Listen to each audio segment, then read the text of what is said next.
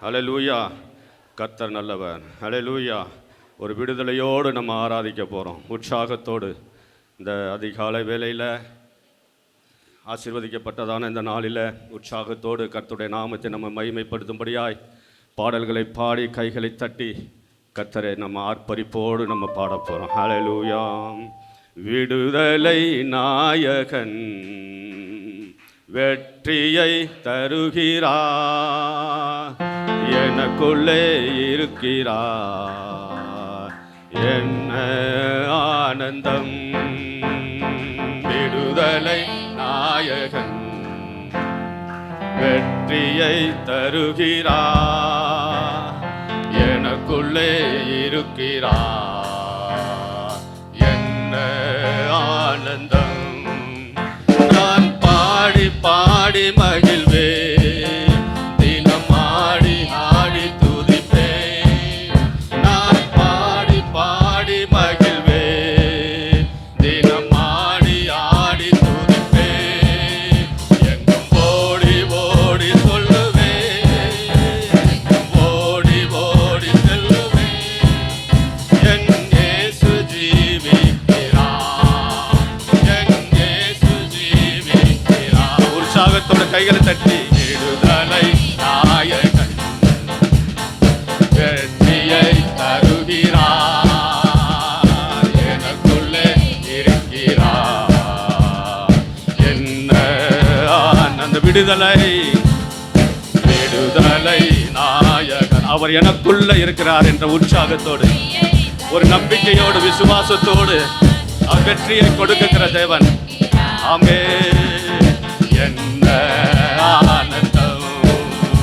அவர் தேடி ஓடி வந்தார், என்னை தேற்றி அணைத்து கொண்டார். இயேசுவே ஆமென்.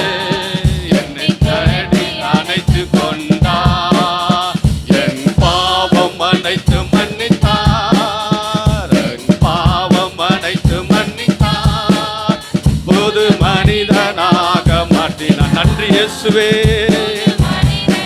என் பாவம் அனைத்து மன்னித்தார், என் பாவம் அனைத்து மன்னித்தார், என் பாவம் அனைத்து மன்னித்தார், புது மனிதனாக மாற்றினார், புது மனிதனாக மாற்றினார். விடுதலை நாயகன் வெற்றியை தருகிறார், எனக்குள்ளே இருக்கிறார், என்ன ஆனந்தம். அபிஷேகத்தார் என்னை நிரப்பி நடத்துகின்றார், அவர் அன்பின் ஆமென் அப்பா என்னை நிரப்பி நடத்துகின்றார். சாத்தானின் வலிமை வெல்ல, சாத்தானின் வலிமை வெல்ல அதிகாரம் எனக்கு தந்தார், அதிகாரம் எனக்கு தந்தார். கைகளை தட்டி விடுதலை நாயகன் வெற்றியை தருகிறார், எனக்குள்ளே இருக்கிறார், என்ன ஆனந்தம். விடுதலை நாயகன் வெற்றியை தருகிறார், எனக்குள்ளே இருக்கிறார், என்ன ஆனந்தம். செங்கடலை கடந்து செல்வே, யோர்தானை மிதித்து நடப்பே, எரிகோவை சுற்றி வருவே, எரிகோவை சுற்றி வருவே, எக்காலம் ஊதி ஜெயிப்பே, எக்காலம் ஊதி ஜெயிப்பே. விடுதலை நாயகன் வெற்றியை தருகிறார், எனக்குள்ளே இருக்கிறார், என்ன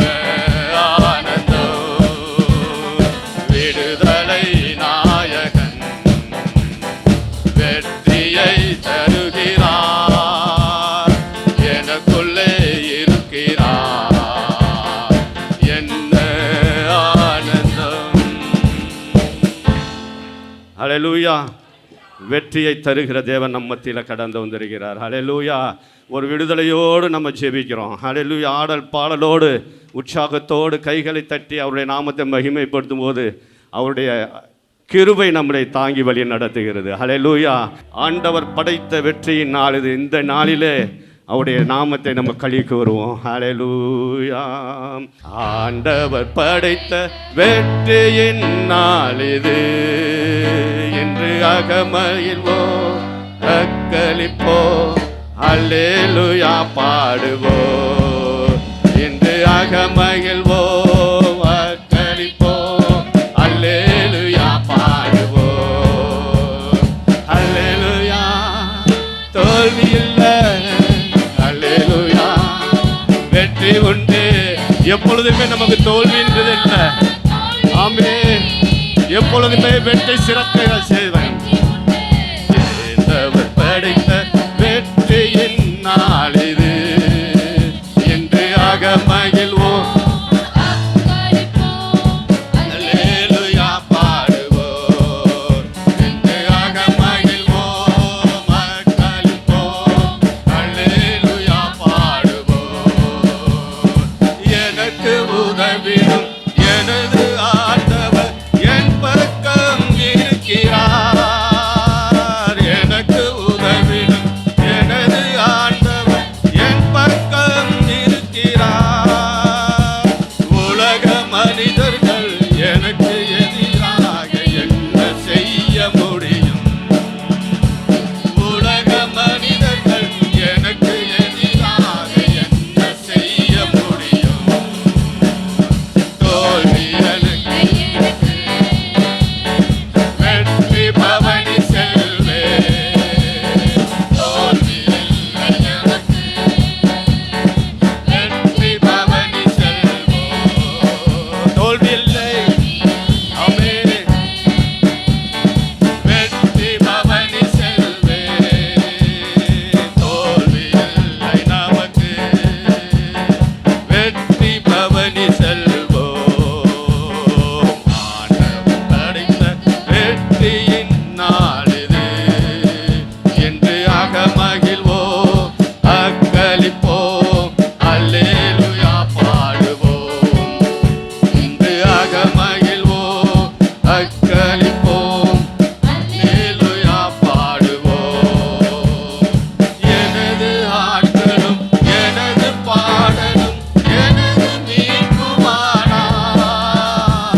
எனது ஆட்களும் எனது பாடலும் எனது மீட்புமானார்.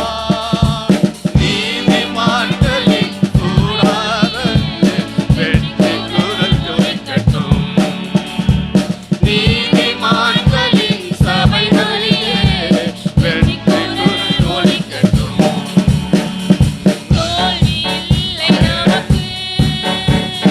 வெற்றி பவனி செல்வே. தோல்வி இல்லை நமக்கு வெற்றி பவனி செல்வோம். இயேசு நல்லவர், இயேசு வல்லவர், என்றென்று மாறாதவர். அவர் என்றென்று மாறாதவர். குருடரின் கண்களை திறப்பவர். அவர் நல்லவர் நல்லவர் அப்பா. செவிடரின் கண்களை திறப்பவர். அவர் நல்லவர் நல்லவரே. ஆமென். குருடரின் கண்களை திறப்பவர். அவர் நல்லவர் நல்லவரே. செவிடரின் கல்விகளை திறப்பவர். அவர் நல்லவர் நல்லவர். மீண்டும் சொல்லுவோம். குருடரின் கண்கள்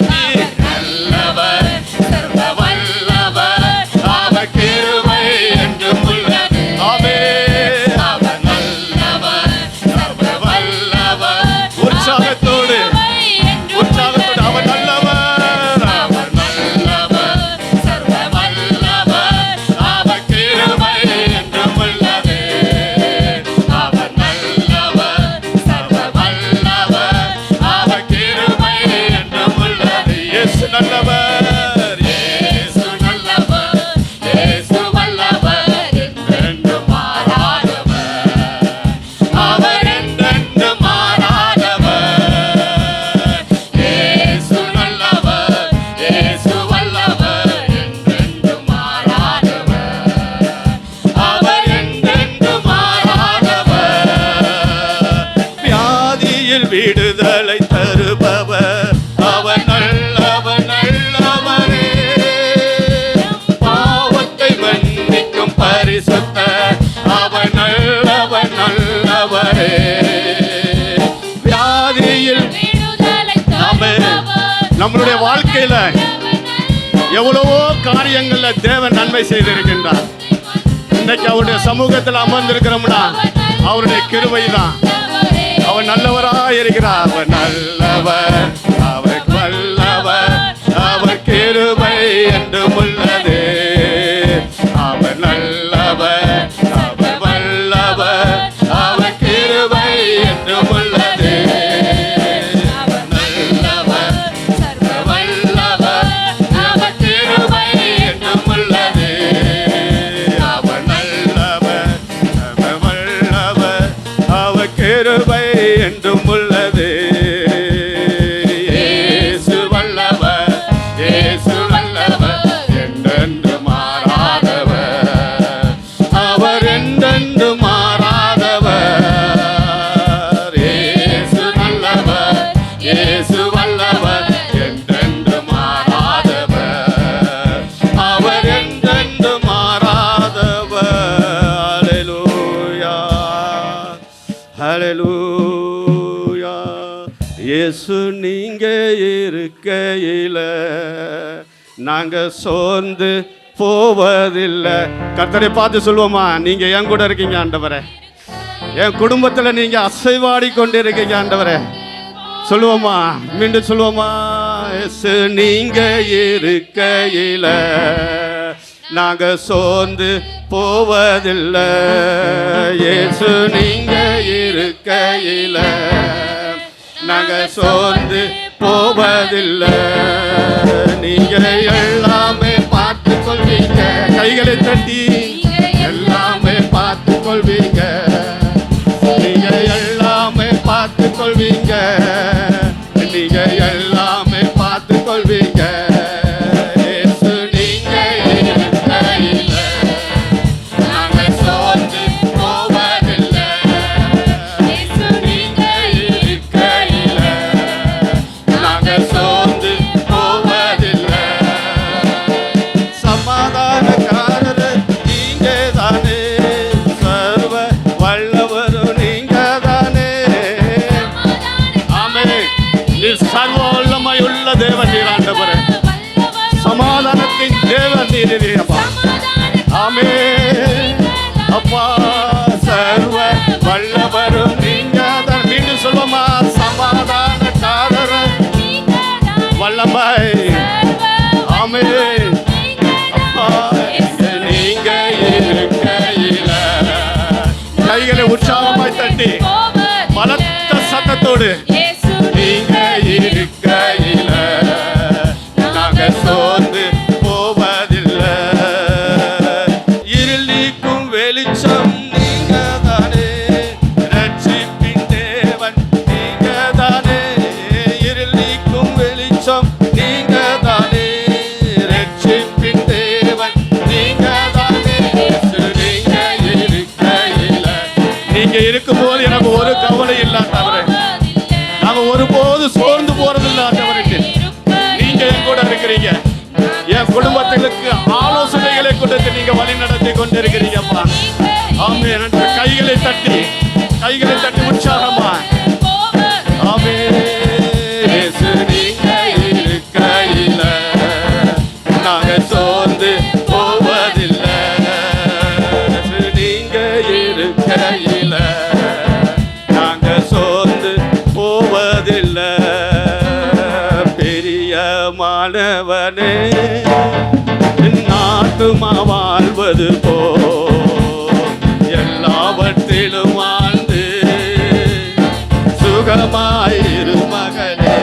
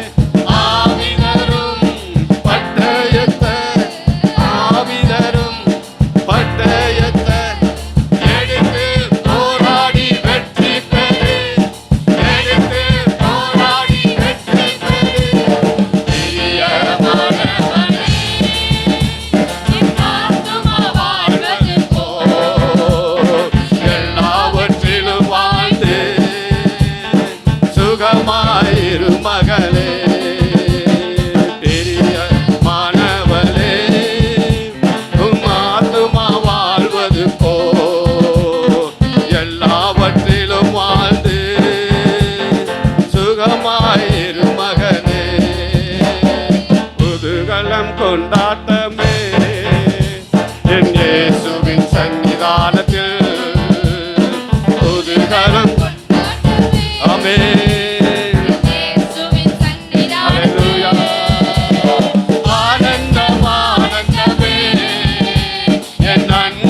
திருப்பாதத்தில் ஆனந்தம் ஆனந்தமே என் நண்பரின் திருப்பாதத்தில் குதூகலம் கொண்டாட்டமே என் இயேசுவின் சன்னிதானத்தில் குதூகலம் கொண்டாட்டமே என் இயேசுவின் சன்னிதானத்தில் பாவமெல்லாம் பறந்தது நோய்களெல்லாம்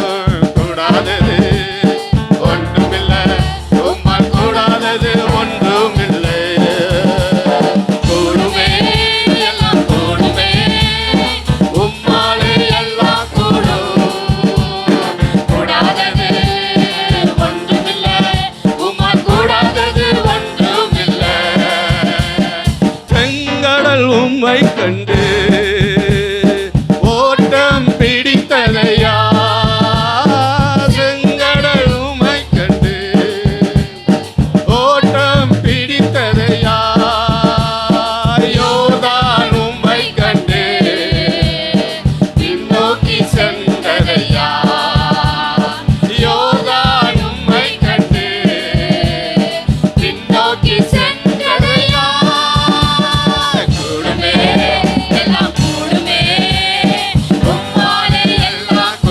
கைகளை தட்டி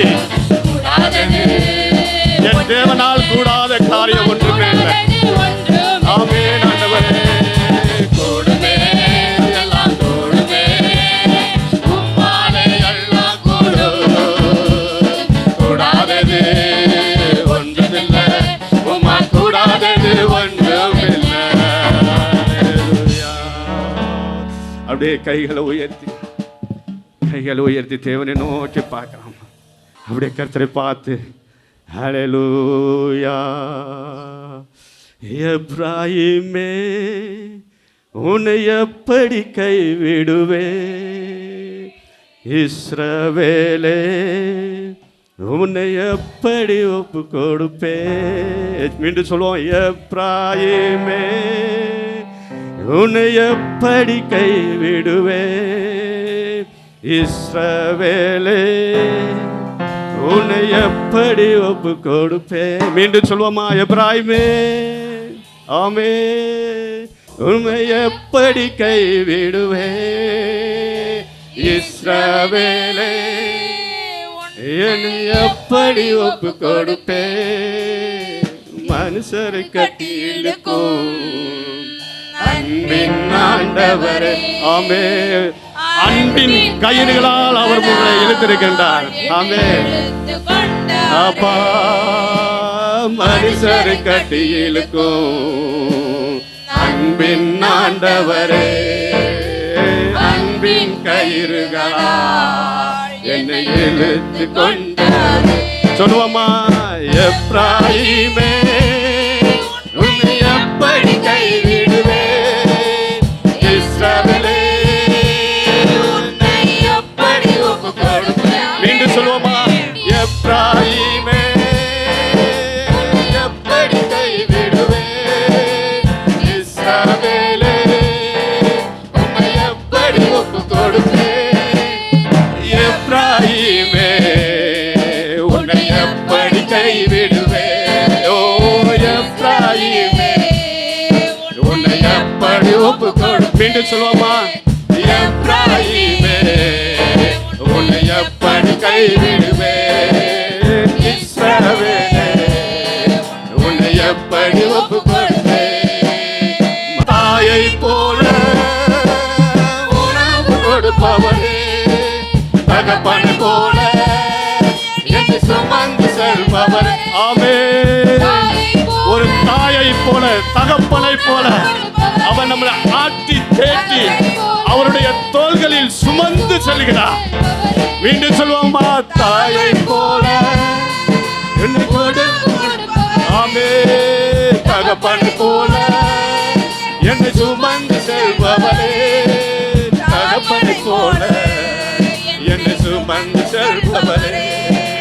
தகப்பனை போல என்னை சுமந்து செல்பவரே. எப்ராயிமே எப்படி கைவிடுவேன். இஸ்ரவேலே உன்னை எப்படி ஒப்பு கொடுப்பேன். எப்ராயிமே உன்னை எப்படி கைவிடுவேன். இஸ்ரவேலே உன்னை எப்படி ஒப்பு கொடுப்பேன். எப்ராயிமே உன்னை எப்படி கைவிடுவேன். இஸ்ரவேலே உன்னை எப்படி ஒப்பு கொடுப்பேன். மீண்டும் சொல்லுவோமா? எப்ராயிமே உன்னை எப்படி கைவிடுவேன். இஸ்ரவேலே உன்னை எப்படி ஒப்பு கொடுப்பேன். உம்மை விட்டு தூரம் போன என்னை நல்லவனாக்கி சேர்த்து கொண்டவரே.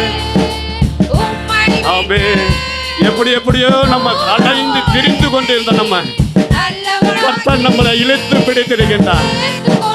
கைப்பிடித்து அழைத்திருக்கின்றார். உம்மை விட்டு நான் தூரம் போயிருந்தேன் ஆண்டவரே, உம்முடைய அன்பின் கரங்கள்னால என்னை அணைத்து கொண்டேன் ஐயா. சொல்லுமா? மீண்டும் சொல்லுமா? உம்மை விட்டு கலர தளரகவோ அம்மை சேர்த்து கொண்டவரே. நல்லவனாகிய இயேசுவே அப்பா, சேர்த்து கொண்டவரே. நல்லவனாகி சகல தளரகவல. எப்ராயிமே எப்படி கைவிடுவேன். இஸ்ரவேலே உன்னை எப்படி ஒப்பு கொடுப்பேன். எப்ராயிமே உன்னை எப்படி கைவிடுவேன். இஸ்ரவேலே உன்னை எப்படி ஒப்பு கொடுப்பேன். உம்மை விட்டு தூரம் போன என்னை நல்லவனாக்கி சேர்த்து கொண்டவரே.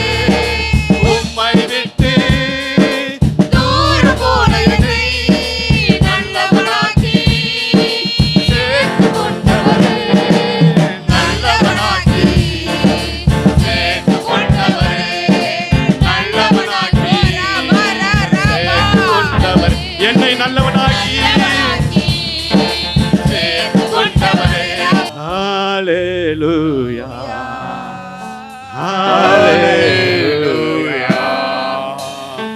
ஹalleluya.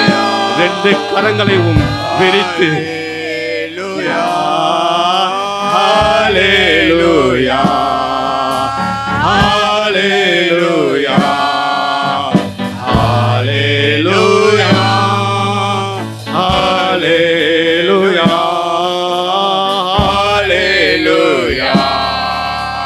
ஹalleluya ஹalleluya ஹalleluya. அவர் மீட்பர், அவர் மீட்பர், என் நேசர் பரிசுத்தர், தாழ்ச்சியடைகிறேனே. ஜீவனுள்ள நாட்களெல்லாம் ஆலயத்தில் தங்குவதை வாஞ்சித்து நாடுகிறேன். அவர் மீட்பர், அவர் மீட்பர், என் நேசர் பரிசுத்தர், தாழ்ச்சியடைகிறேனே.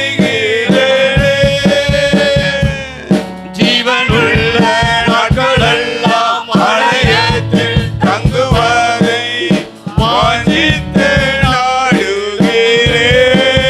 அல்லேலூயா அல்லேலூயா அல்லேலூயா. ரகல ரதல ரகபூயா அல்லேலூயா அல்லேலூயா அல்லேலூயா அல்லேலூயா அல்லேலூயா அல்லேலூயா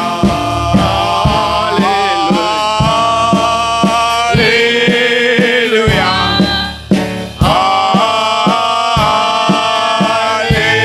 அல்லேலூயா அல்லேலூயா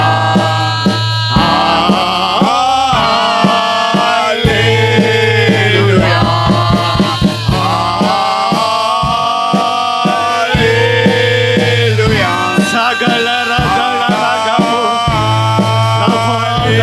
அல்லேலூயா தேவே ரகல அல்லேலூயா. ஜீசஸ் ஆமென். நன்றி தகப்பனே, எல்லா துதி கன மகிமையை உமக்கே செலுத்துகிறோம். எங்களை நேசிக்கிற நல்ல பிதாவே, ஆமென். ஹல்லேலூயா. கர்த்தருடைய பரிசுத்தமுள்ள நாமத்துக்கு ஸ்தோத்திரம் உண்டாவதாக. நாம் சங்கீதங்களின் புத்தகம் 69வது சங்கீதம், நாம் 9ஆம் வசனத்தை நாம் வாசிக்கலாம். ஆமென். நாம் ஒரு நிமிடம் நம்மை தாழ்த்தி கர்த்தருடைய பரிசுத்த ஆவியானவருடைய பாதத்திலே அர்ப்பணிப்போம். எங்களை வழிநடத்தி வருகிற பரிசுத்த ஆவியானவரே, உம்மிடத்தில் எங்களுடைய ஆவி ஆத்துமா சரீரங்களை அர்ப்பணிக்கின்றோம். நீர் வாரும் ஆண்டவரே. தகப்பனே, நீர் பேசுவீராக ஆண்டவரே. உம்முடைய வார்த்தை சொல்லியிருக்கிறதே ஆண்டவரே. தகப்பனே, நீதிமொழிகள் புத்தகங்கள் நீங்கள் சொல்லியிருக்கீங்களே ஆண்டவரே. என் வாய் சத்தியத்தை விளம்பும், ஆகாமியம் என் உதடுகளுக்கு அருவருப்பானது என்று சொல்லியிருக்கீங்களே ஆண்டவரே. அப்படியாக ஆண்டவரே, இஸ்ராஜா, என்னுடைய வாயோடு உம்முடைய வாய் இணைந்து கொள்ளட்டும், என்னுடைய இதயத்தோடு உம்முடைய இதயம் இணைந்து கொள்ளட்டும் ஆண்டவரே. நீர் வந்து எங்களை ஆசீர்வதிக்க வேண்டும்படியாக உம்முடைய நாமத்தை ஸ்தோத்தரிக்கின்றோம். இயேசுவின் நாமத்தில் பிதாவே, ஆமென். ஹல்லேலூயா. கர்த்தருடைய பரிசுத்தமுள்ள நாமத்துக்கு ஸ்தோத்திரம் உண்டாவதாக. இங்கு உம்முடைய வீட்டை குறித்து உண்டான பக்தி வைராக்கியம் என்னை பட்சித்தது என்கிற வார்த்தையின் மூலமாக பரிசுத்த ஆவியானவர் நம்மோடு கூட பேச விரும்புகிறார். வீடு, பக்தி, வைராக்கியம். ஹல்லேலூயா. நம்ம இன்றைக்கு பார்க்கும் பொழுது, உலக வாழ்க்கையில் பார்க்கும் பொழுது வைராக்கியம் நாம் ஒவ்வொருவரும் வைராக்கியம் என்று நம்ம வைராக்கியம் பாராட்டுவோம். ஒரு சில காரியங்களில் நம்ம வைராக்கியம் பாராட்டுன்றோம். ஹல்லேலூயா. படிக்கிற பிள்ளைங்க நான் எவ்வளோ மார்க் எடுத்துருவேன் அப்படின்னு சொல்லிட்டு அவங்க வைராக்கியம் பாராட்டுவாங்க. வேலை செய்கிற ஸ்தலத்தில் நான் இந்த பொசிஷனுக்கு வருவேன் அப்படின்னு சொல்லி அவங்க வைராக்கியம் பாராட்டுகிறாங்க. வீட்டை குறித்து பார்க்கும் பொழுது பெற்றோர் ஒரு வைராக்கியம், அவங்க பிள்ளைகளுக்கு இவ்வளோ நான் சேர்த்து வச்சிருவேன், இந்த காரியத்தை நான் செய்வேன். ஹல்லேலூயா. இப்படியாக உலக வாழ்க்கையில் பார்க்கும் பொழுது வைராக்கியம், அநேக ஒவ்வொருவரும் ஒவ்வொரு கோணத்தில் ஒவ்வொரு வைராக்கியத்தில் இருக்கிறாங்க. ஹல்லேலூயா. நம்ம ஆவிக்குரிய வழியில் நம்ம வைராக்கியம் நாம் பாராட்டணும். நம்முடைய ஆண்டவராகிய இயேசு கிறிஸ்துவுக்கென்று நாம் வைராக்கியம் பாராட்ட வேண்டும். இந்த உலக வாழ்க்கையில் நம் வைராக்கியம் பாராட்டுகின்ற வைராக்கியம் எல்லாம் அது எல்லாம் வீண். ஹல்லேலூயா. நாம் இயேசு கிறிஸ்துவுக்காக இந்த பூமியில் எந்த காரியத்தை நாம் வைராக்கியம் கொண்டிருக்கின்றோமோ அந்த காரியம் மாத்திரம் பரலோகத்திலே அது அங்கீகரிக்கப்படும். ஹல்லேலூயா, ஹல்லேலூயா. நம் வேதத்தில் பார்க்கும் பொழுது நம்ம உம்முடைய வீட்டை குறித்து உண்டான பக்தி வைராக்கியம். அப்போது நம்முடைய சரீரமும் அது அவருடைய வீடு, தேவன் தங்குகிற நம் புதிய ஏற்பாட்டு காலத்தில் பார்க்கும் பொழுது நான் இதோ மனிதர்கள் மத்தியிலே நான் உலாவுகிறேன் என்று சொல்கிறார். அதே போல் அப்போஸ்தலனாகிய பவுல் சொல்லும் பொழுது இந்த தேகத்தை பிரியும் விட்டு விலகுகிற காலம் வந்திருக்கிறது. அப்போது வேதத்தின்படி பார்க்கும் பொழுது நம்முடைய சரீரமும் ஒரு வீடு தான். ஹல்லேலூயா. நம்முடைய வீடும் ஒரு வீடு, ஆலயமும் கர்த்தருடைய வீடு. ஹல்லேலூயா. ஆலயம் கர்த்தருடைய வீட்டை குறித்து உண்டான, உம்முடைய வீட்டை குறித்து உண்டான பக்தி வைராக்கியம். அப்போது நம்மை குறித்து நம்முடைய சரீரத்தில் ஆண்டவரே, நம்ம சில நேரங்களில் நம்ம என்ன பண்ணிடுவோம், சரீர பிரகாரமாக இருக்கிற நாமும் கூட சில வேளைகளில் விழுந்து போயிடுவோம்.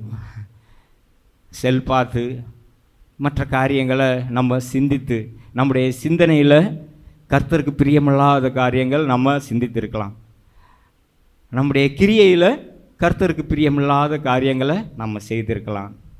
இன்றைக்கு நாம் தாழ்த்தி அர்ப்பணிக்கும் பொழுது கர்த்தர் நம்முடைய வைராக்கியத்தை பார்த்து நம்முடைய எண்ணங்களையும் ஏக்கங்களையும் அவர் நிறைவேற்றுகிற தேவன். ஹல்லேலூயா. வேதத்தில் நம்ம பார்க்கும் பொழுது அநேகர் வைராக்கியத்தோடு, கர்த்தருக்காக வைராக்கியத்தோடு எழும்பினார்கள். அவங்களில் ஒரு இரண்டு பேரை மாத்திரம் நாம் பார்க்கலாம். வேதத்தில் பார்க்கும் பொழுது பழைய ஏற்பாட்டு காலத்தில் பினகாஸ் என்ற வாலிபனை குறித்து நாம் பார்க்கலாம். இஸ்ரவேல் ஜனங்கள் சித்திம் என்ற இடத்துல அங்கே தங்கி இருக்கிற பொழுது இஸ்ரவேல் ஜனங்கள் மோவாபிய ஸ்திரீகளோடே வேசித்தனம் பண்ணினார்கள். அவர்களை பினகாஸ், அதனால் கர்த்தருடைய வாதை இஸ்ரவேல் ஜனங்கள் மேல் மூண்டது. கர்த்தருடைய கோபத்தினால் கர்த்தருடைய வாதை இஸ்ரவேல் ஜனங்கள் மேல் மூண்டது என்று பார்க்கிறோம். அந்த நேரத்தில் பினகாஸ் என்ற வாலிபன் என்ன பண்ணினாங்களா, கர்த்தருடைய கோபத்தை குறைக்கும்படியாக ஒரு வாலிபன் அவன் சபையாருக்காக நின்ற பொழுது இஸ்ரவேல் இருந்த வாதை நின்று போயிட்டு, அதனால் அவருக்கு என்ன பலன் கிடைத்தது என்று பார்க்கும் பொழுது 13ஆம் வசனத்தில் இப்படியாக சொல்லப்பட்டிருக்கிறது. அவன் தன் தேவனுக்காக பக்தி வைராக்கியம் காண்பித்து இஸ்ரவேல் புத்திரருக்காக பாவ நிவர்த்தி செய்தபடியினால் அவனுக்கு பின்பு அவன் சந்ததிக்கும் நித்திய ஆசாரிய பட்டத்திற்கு உரிய உடன்படிக்கை உண்டாயிருக்கும் என்று சொல் என்றார். ஹல்லேலூயா. எவ்வளோ பெரிய காரியம் பாருங்க. நித்திய ஆசாரிய பட்டத்துக்குரிய உடன்படிக்கை. ஹல்லேலூயா. வேதத்தின்படி பார்க்கும் பொழுது இன்றைக்கும் அவங்களுடைய சந்ததியே அவர்களுடைய சந்ததிக்கு நித்திய ஆசாரியத்துவ பட்டம் இருக்கு. ஹல்லேலூயா. அதுபோல் நாமும் இன்றைய காலகட்டத்திலும் கூட ஆண்டவராகிய பரிசுத்த ஆவியானவர் என்ன பண்ணுறாருன்னா, இன்றைக்கும் பினகாசு போல தேவ பிள்ளைகளை கொண்டு தேவனுடைய சகோதர சகோதரிகளை கொண்டு தம்முடைய ஊழியக்காரர்களை கொண்டு நம்மை என்ன பண்ணுறாருன்னா அவர் எச்சரித்துக்கிட்டே வர்றார். ஹல்லேலூயா. விசேஷித்த விதமாக பார்க்கும் பொழுது நாம் செய்கின்ற காரியம் இந்த செல்ஃபோன். ஹல்லேலூயா. இந்த செல்ஃபோனை பார்த்து நாம் நம்முடைய இதயம் மாறி போகிற வேளையில் அவர்களுடைய கர்த்தருடைய ஆவியானவருடைய வார்த்தையை கொண்டு இன்றைக்கும் அநேகரை எச்சரித்து கொண்டிருக்கிறார். ஹல்லேலூயா. அதை கண்டு அதன் மூலமாக நம்ம என்ன பண்ணுறீங்களா திருத்திக் கொள்ள வேண்டும். ஹல்லேலூயா. இரண்டாவதாக நம்ம பார்க்கும் பொழுது அவருடைய தாசனாகிய அவருடைய சித்தத்தின்படி ஊழியம் செய்த தாவீதுக்கு அவர் என்ன பேசுகிறார் பாருங்களே. ஹல்லேலூயா. 2 சாமுவேல் புத்தகத்தில் 7வது அதிகாரத்தில் சொல்லப்படும் பொழுது முதல் வசனம் கர்த்தர் ராஜாவை சுற்றிலும் இருந்த அவனுடைய எல்லா சத்துருக்களுக்கும் அவனை நீங்களாக்கி இளைப்பார பண்ணின போது அவன் தன் வீட்டிலே வாசமாயிருக்கையில் ராஜா தீர்க்கதரிசியாகிய நாத்தானை நோக்கி, பாரும், கேதுரு மரங்களால் செய்யப்பட்ட வீட்டிலே நான் வாசம் பண்ணும்போது தேவனுடைய பெட்டி திரைகளின் நடுவே வாசமாக இருக்கிறதே. ஹல்லேலூயா. அவருக்கு எவ்வளோ வைராக்கியம் வாஞ்ச பாருங்க. நான் இவ்வளோ பெரிய அரண்மனையில் இருக்கிறேன், ஆனால் உடன்படிக்கை பெட்டி திரைகளின் நடுவில் வாசமாக இருக்கிறதே. ஹல்லேலூயா. அப்போ சொல்கிறாரு, நம்மையும் நம்முடைய ஆண்டவராகிய இயேசு கிறிஸ்து அவருடைய இரத்தத்தினால ஞானஸ்நானம் மூலமாக, இங்கு முதல் வசனத்தை பார்க்கும்பொழுது, கர்த்தர் ராஜாவை சுற்றிலும் இருந்து அவனுடைய எல்லா சத்துருக்களுக்கும் அவனை நீங்களாக்கி, நம்முடைய ஆவிக்குரிய சத்துருவாக இருக்கின்ற பாவத்துக்கு விலக்கி இன்றைக்கு நம்ம விலக்கி இருக்கிறார். ஹல்லேலூயா. நம்ம என்ன செய்கிறோம்? ஹல்லேலூயா. ஆண்டவருக்காக நம்ம என்ன செய்கிறோம்? அப்போது இப்படியாக தாவீதுக்குள்ள ஒரு பக்தி வைராக்கியம். அப்போ நாத்தான் மூலமாக என்ன பேசுகிறாரு பாருங்க. அப்பொழுது நாத்தான் ராஜாவை நோக்கி, நீர் போய் உம்முடைய இருதயத்தில் உள்ளபடியெல்லாம் செய்யும், கர்த்தர் உம்மோடே இருக்கிறாரே என்றார். ஹல்லேலூயா. நம்மோடு கூட கர்த்தர் இருக்கிறாருங்கள்ல. ஹல்லேலூயா. நமக்குள்ள அவர் வாசம் பண்ணுகிறார். மனிதர்கள் மத்தியில் வாசம் பண்ணுகிறார். மனிதர்கள் மத்திய, இந்த சரீரத்துக்கு மத்தியாக இருப்பது எது என்று பார்க்கும்பொழுது அது நம்முடைய இதயம். அப்போது நம்முடைய இதயத்துக்குள்ளே அவர் வாசம் பண்ணுகிறார். இப்படியாப்பட்ட காரியத்தை எடுத்த பொழுது, இப்படியாப்பட்ட வைராக்கியம் எடுத்த பொழுது ஆண்டவர் கர்த்தர் தாவீது ராஜாக்கு ஒரு உடன்படிக்கை பண்ணுகிறார். அப்போ அதை குறித்து நாம் பார்க்கும் பொழுது 11வது வசனத்தை நாம் வாசிக்கலாம். உன்னுடைய எல்லா சத்துருக்களுக்கும் உன்னை நீங்களாக்கி இளைப்பாறவும் பண்ணினேன், இப்போதும் கர்த்தர் உனக்கு வீட்டை உண்டு பண்ணுவார் என்பதை கர்த்தர் உனக்கு அறிவிக்கிறார். ஹல்லேலூயா. கர்த்தருக்காக ஆலயத்தை கட்ட விரும்பின தாவீது ராஜாவுக்கு அவருக்கு நித்திய வீட்டை, பழைய ஏற்பாட்டு காலத்தில் நித்திய வீட்டை முதலாவதாக பெற்றுக்கொண்ட மனிதன் தாவீது ராஜா. ஹல்லேலூயா. அதே போல் கர்த்தருக்காக, ஆலயத்துக்காக நாம் எதையாகிலும் நாம் செய்யும் பொழுது, வைராக்கியத்தோடு செய்யும் பொழுது அவர் நம்மை ஆசீர்வதிப்பார், நம்முடைய குடும்பத்தை ஆசீர்வதிப்பார். ஹல்லேலூயா. அங்கே பாங்க, தாவீது இப்படியாக சொல்கிறாரு, கர்த்தராய ஆண்டவரே, உன் வீடும், 16வது வசனத்தை நாம் வாசிக்கும் பொழுது, உன் வீடும் உன் ராஜ்யமும் என்றென்றைக்கும் உனக்கு முன்பாக ஸ்திரப்பட்டிருக்கும், உன் ராஜாசனம் என்றென்றைக்கும் நிலை பெற்றிருக்கும் என்கிறார் என்று சொல்ல சொன்னார். ஹல்லேலூயா. இந்த காரியத்தை செய்தபடியினால் தாவீதுக்கு என்ன பண்ணார்களோ, நித்திய வீட்டை கொடுத்தார். உன்னுடைய வீடு என்றென்றைக்கும், உன்னுடைய ராஜ்யமும் உனக்கு முன்பாக என்றென்றைக்கும் ஸ்திரப்பட்டிருக்கும், உன் ராஜாசனம் என்றென்றைக்கும் நிலை பெற்றிருக்கும். அப்போது கர்த்தருக்காக நான் ஒரு காரியத்தில் வைராக்கியம் பாராட்டும் பொழுது கர்த்தர் நம்ம வீட்டை ஆசீர்வதிக்கிறார், நம்முடைய சரீரத்தை ஆசீர்வதிக்கிறார். நம்ம எல்லாரும் ஆலயமாக இருக்கிற நாம் ஒவ்வொருவரும் கூடும் பொழுது நம்முடைய ஆலயத்தை ஆசீர்வதிக்கிறார். அவர் வருகை பரியந்தமும் அவர் ஆசீர்வதிக்கிற தேவன். ஹல்லேலூயா.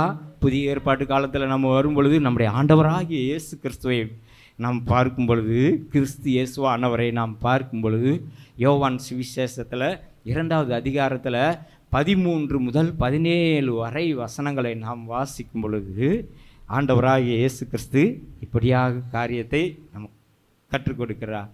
பின்பு யூதருடைய பஸ்கா சமீபமாக இருந்தது. அப்பொழுது இயேசு எருசலேமுக்கு போய் தேவாலயத்திலே ஆடுகள், மாடுகள், புறாக்கள் ஆகியவைகளை விற்கிறவைகளையும் காசுக்காரர் உட்கார்ந்து இருக்கிறதையும் கண்டு. ஹல்லேலூயா. அதை குறித்து பார்க்கும் பொழுது ஏசாயா தீர்க்க தரிசன புத்தகத்திலே அவர் சொல்லியிருக்கிறார். 56வது அதிகாரத்தில் நாம் வாசிக்கும் பொழுது, ஏசாயா தீர்க்க தரிசன புத்தகம் 56வது அதிகாரத்தில் வாசிக்கும் பொழுது, என்னுடைய வீடு சகல ஜனங்களுக்கும் ஜெப வீடு என்னப்படும். ஹல்லேலூயா. நாமும் அவருடைய வீடாக இருக்கின்றோம். ஹல்லேலூயா. அவருடைய வீடு நாம் என்ன பண்ண வேண்டும்? சகல ஜனங்களுக்கும் நம்ம வேண்டுதல் செய்கிறவர்களாக இருக்க வேண்டும். பிரியமானவர்களே, அவர் வைராக்கியம் கொண்டார். நமக்காக பிதாவாகிய தேவனிடத்திலே நமக்காக வைராக்கியம் கொண்டார். என்னுடைய பிள்ளைகளை இந்த பாவத்திலிருந்து மீட்டு கொள்ளணும், அவர்கள் மரித்த பிறகு அவர்கள் என்னோட இருக்க வேண்டும் என்ற அந்த வைராக்கியத்தோடு நமக்காக ஜீவனை கொடுத்த நம்முடைய ஆண்டவராகிய இயேசு கிறிஸ்துவுக்காக நாம் என்ன செய்கின்றோம்? அல்லேலூயா. வார்த்தை நமக்குள்ள, நாம் ஒவ்வொருவருக்குள்ளும் அந்த வார்த்தை நாம் பேசுகின்றதல்லவா? அல்லேலூயா. நம்முடைய ஆண்டவராகிய இயேசு கிறிஸ்துவுக்காக ஏதாவது ஒரு காரியம் நம்ம பொருத்தனை பண்ணிக்கொள்ளாவிட்டாலும் நம்முடைய வாழ்க்கையில் ஏதாவது ஒரு காரியம், எஸ்ஸப்பா ஆண்டவரே நீங்கள் எனக்கு ஜீவனை கொடுத்தீங்க, மறுத்த பிறகு உம்மோடு கூட எடுத்துக்கொள்ள போகிறீங்க, உங்களுக்காக இந்த பூமியில் இருக்கிற வாழ்கிற வாழ்நாள் வரைக்கும் உங்களுக்காக ஏதாவது ஒரு காரியம் செய்யணும் ஆண்டவரே என்று சொல்லி நாம் ஒரு பக்தி வைராக்கியத்தோடு இருக்கும் பொழுது, இந்த பூமியில் அன்றைக்கு பினகாசை ஆசீர்வதித்த தேவன், தாவீதை ஆசீர்வதித்த தேவன் நம்மையும் நம்முடைய குடும்பத்தையும் நம்முடைய ஆலயத்தையும் ஆசீர்வதிப்பார். அல்லேலூயா. எனக்கு பிரியமான சகோதரர்களே, சகோதரிகளே, இப்படியாக நாமும் நம்முடைய ஆண்டவராகிய இயேசு கிறிஸ்துவுக்காக இந்த பூமியில் வாழ்கின்ற இந்த சரீரம் இருக்கின்ற நாள் வரையிலும் ஏதாவது ஒரு காரியத்தை நாம் பக்தி வைராக்கியத்தை ஏறெடுப்போம். ஆண்டவராகிய இயேசு கிறிஸ்து தாமே நம்மை நம்முடைய குடும்பத்தையும் ஆசீர்வதித்து வழி நடத்துவாராக. ஆமென். என்னோடு நீர் சொன்ன வார்த்தைகளை எனக்காக நினைத்து நிறைவேற்றுவீர். என்னோடு நீர் சொன்ன வார்த்தைகளை எனக்காக நினைத்து நிறைவேற்றுவீர். நீ சொல்லியும் செய்யாதிருப்பீரோ, சொன்ன வார்த்தையை மறந்து போவீரோ. நீ சொல்லியும் செய்யாதிருப்பீரோ, சொன்ன வார்த்தையை மறந்து போவீரோ. ஒரு முறை என்னிடம் நீ சொன்னதை குறிப்பிட்ட காலத்தில் நிறைவேற்றுவீர்.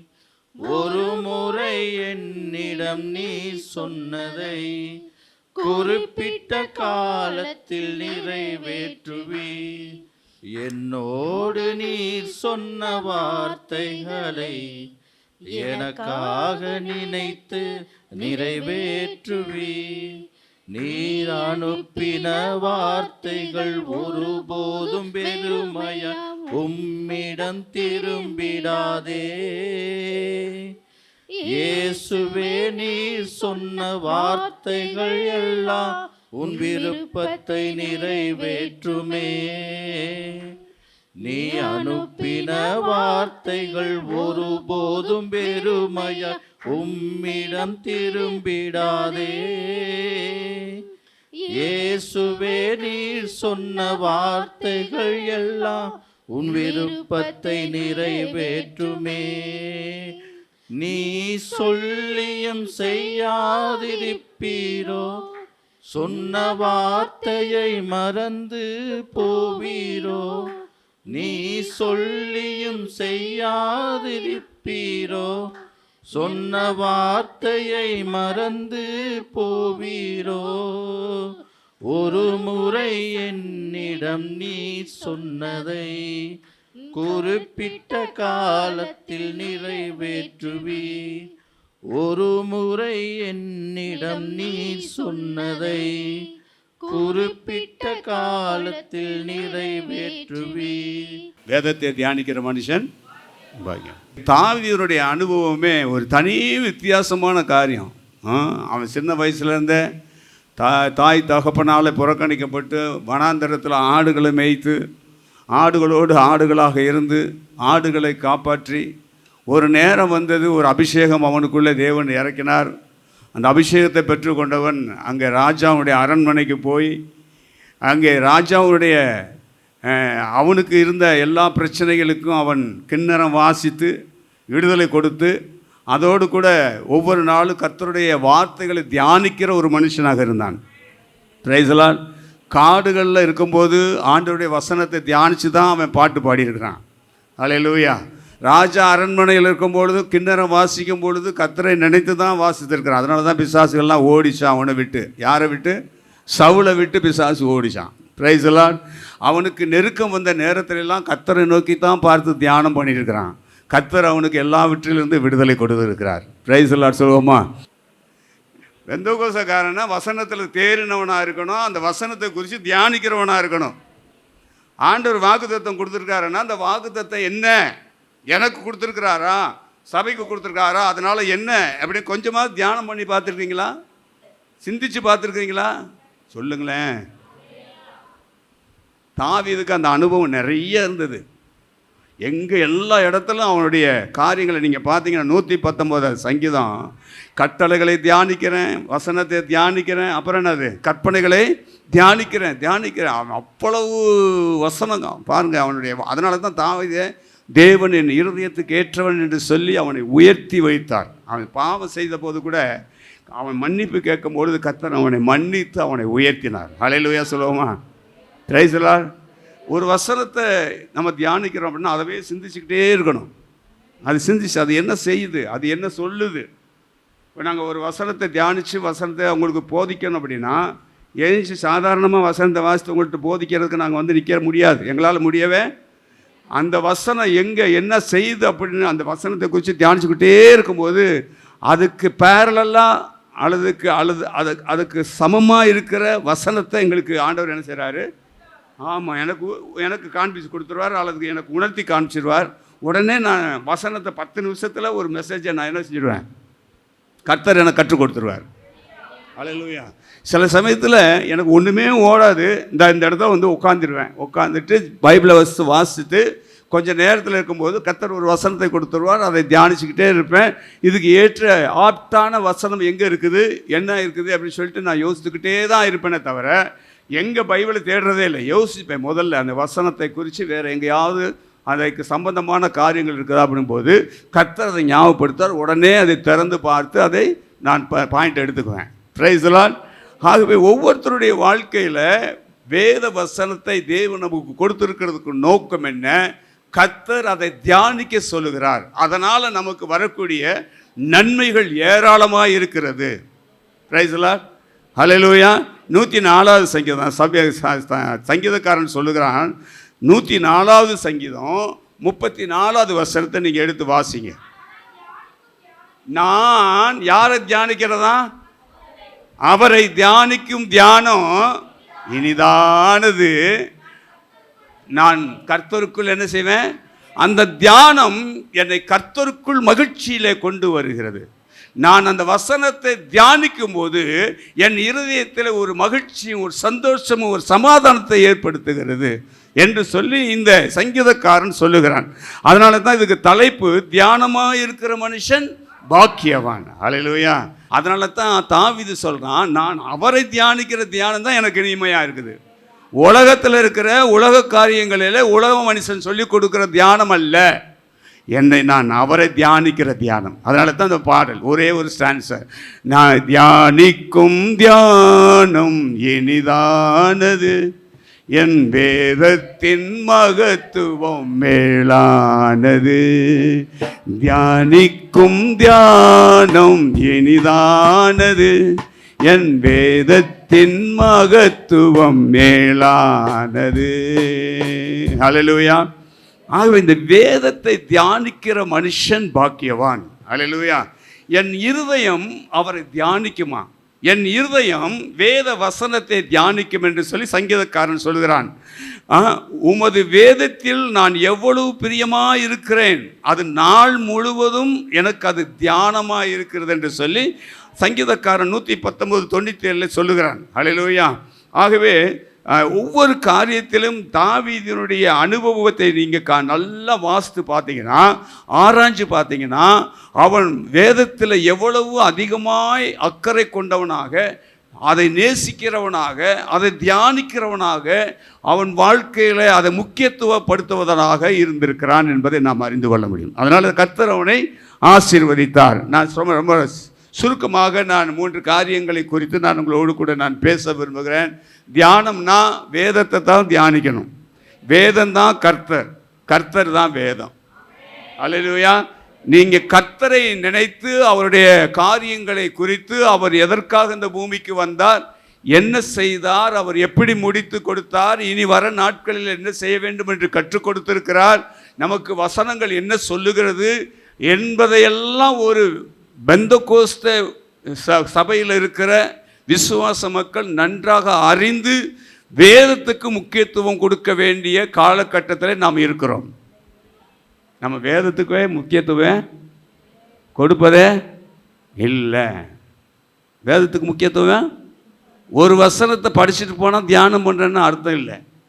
அல்லது ஒரு நாளைக்கு, போன வாரத்துலையோ சாம் சொன்ன அப்படி, நீங்கள் ஒரு நாளைக்கு 3 அதிகாரம், ஏதாவது ஒரு பகுதியில் 3 அதிகாரம் நீங்கள் வாசித்து ஜெபம் பண்ணுங்க, கர்த்தர் நிச்சயமாக நன்மைகளை செய்வார். அப்போது முதல்ல வாசிக்க கற்றுக்கொள்ளுங்க, அப்புறம் தியானிங்க. முதல்ல வாசிக்காமே தியானம் பண்ணுறதுல அர்த்தமே இல்லை. நீங்கள் வாசிங்க, முழுவதும் புரிஞ்சுதோ புரியலையோ வாசிங்க. 3 அதிகாரத்தை நீங்கள் வாசிக்கும்பொழுது ஏதாவது ஒரு வசனம் உங்களுடைய இதயத்தில் பதியும். அதை தியானம் பண்ணுங்க. அதை தியானம் பண்ண கர்த்தர் நம்முடைய வாழ்க்கை ஒரு வழியை திறக்கிறத நீங்கள் பார்க்க முடியும். Price the Lord. இதை அனுபவிச்சிருக்கிறேன். ஆகவே வசனம் இல்லாமல், அதை தியானம் பண்ணாமல் நாம் எதையுமே செய்யவே கூடாது. தேவ வசனம்தான் நம்மளை நடத்தும். அதுதான் நம்முடைய வாழ்க்கையை மாற்றும். அதுதான் நமக்கு வெளிச்சமாக இருக்கும். அதுதான் பரலோக ராஜ்யத்துக்கு கொண்டு போகிறதா இருக்கும். அதுதான் நமக்கு ஜீவனை கொடுக்கிறதாக இருக்கும். பிரைஸ் தி லார்ட் சொல்லுவோமா?